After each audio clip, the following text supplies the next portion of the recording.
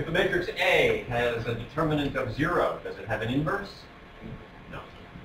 For the same reason that if on your calculator you take the inverse of 0, it goes berserk, it pops up and down on the table and begins to smoke. You can't do that.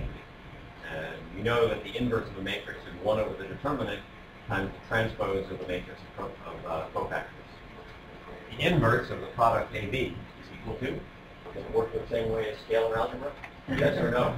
Yeah. It works so that, suppose you have two numbers, 2 and 4. The inverse of 2 times 4 is 1 over 8.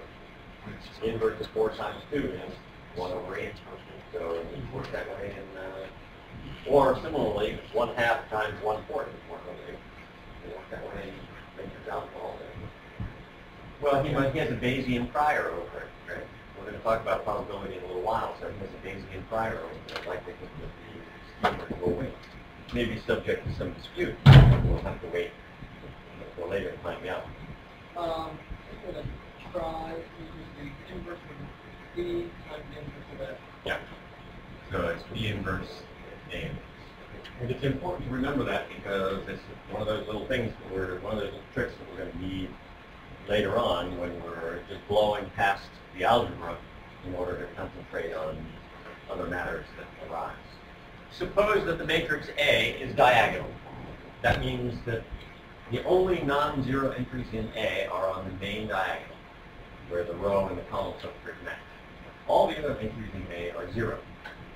Is there a simple representation of the inverse of A? A is a diagonal matrix.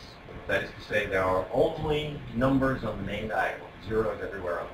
And given what we know about the inverse of the matrix, is there a simple representation of the inverse of that kind of matrix?